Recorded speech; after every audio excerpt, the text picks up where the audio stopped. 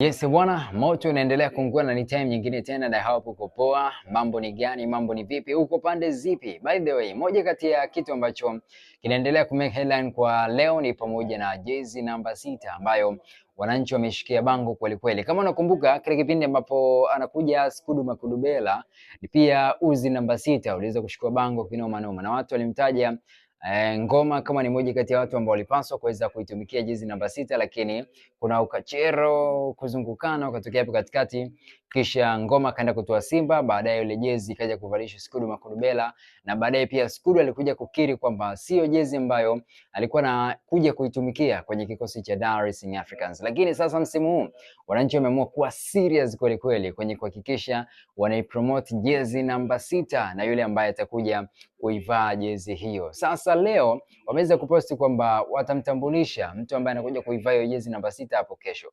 Lakini kwenye hiyo teaser au kwenye kutizi kuelekea hiyo kesho ni kwamba wameweka mpaka wimbo wa Nameless ambao unaitwa Nyumbani. Nameless ni msanii kutoka pale nchini Kenya, na huo wimbo amesema una kama lyrics ambazo zinasema narudi nyumbani, nyumbani, I'm coming home. Kuna namna yani mtu anarudi nyumbani. Sasa anarudi nyumbani ni nani? Kumbuka hapa katikati Faisal ametajwa na anavaa pia jezi namba 6 kama sikosei, lakini pia Aziz Ki ni mmoja kati ya watu ambao wanatajwa, lakini pia kuna mtu ambaye aliondoka kaenda pale Singida Black Stars na sasa hivi hana timu ambayo anaitumikia, na huyu si mwingine ni Khalid Aucho. Sasa hatujui hapo kati ya watatu ni nani ambaye anarudi nyumbani. Kwa upande wa Faisal tunaweza tukaconfirm kabisa kwamba hawezi kutoka kwa upande wa wananchi kwa msimu huu, yani labda tegemee msimu unaokuja kutokana na mkataba wake ambao anatumikia pale kwa wanalambalamba Azam FC, lakini pia kutazama ofa ambazo amekuwa akizila pale Azam FC. Sio kwamba GSM hawezi kupindua, lakini kuna viashiria ambavyo vinaonyesha kabisa yani sio Faisal. Kuna kwenye dili la Faisal na Azam, kumbuka Faisal ana madili ambayo anayefanya pamoja na Azam. Kwanza kuna issue ya ubalozi ambayo amepewa wa kampuni ya Said Salum Bakhresa, lakini pia kuna usafiri wa kwenda pale nyumbani kwao visiwani Zanzibar bure kupitia boti za Said Salum Bakhresa. Familia yake pia imekuwa kinufaika na issue za Said Salum Bakhresa. Inaelezwa kwamba wamepewaga kazi, yani familia yake yote imepewa kazi na Said Salum Bakhresa, lakini pia familia ya Faisal pia kuna namna inanufaika na vitu fulani fulani kutoka na usajili ambao Faisal ameweza kupata kwenda pale kwa analambalama Azam FC. Lakini pia kuna issue nimesikia Dosti ya confirm, lakini anasema kwamba hata msho wake pia Faisal kuna namna anatibiwa na upande wa Azam. So kuna vitu fulani fulani vingi vingi ndio nitakuja kumfahamu pia taarifa hizo kama kujua kama ni kweli kwamba mzazi wa Faisal baba yake ni mmoja kati ya watu ambao kuna namna Azam imekuwa kiplay part kubwa sana kwenye kuhakikisha mwisho wake anapatiwa matibabu.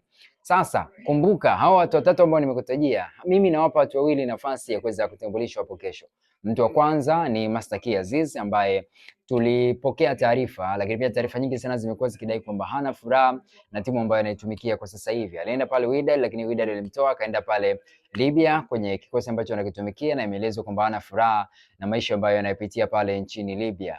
Imeweza kuelezwa kwamba kuna life fulani hivi ambalo wenzetu wako nalo Waarabu, kuna namna limekuwa liendi poa sana na wachezaji fulani hivi ambao wanatokea kanda yetu. Tuliona pia kuna interview ambayo alifanya Simon Msuva, akasema kabisa wakati ambao Clatous Chota Chama na kiwasha pale nchini Morocco, alimwambia kabisa lifestyle ambalo wanetu wanaishi kuna namna kwa upande wake sio nzuri, yani lina changamoto nyingi sana kwa upande wake. Though tulimuona pia mtu mzima Chama alirejea Simba na mambo akaja kwenda vizuri. So huenda hicho kitu ambacho alikisema Msuva ndicho ambacho kinawakumba wachezaji wengi.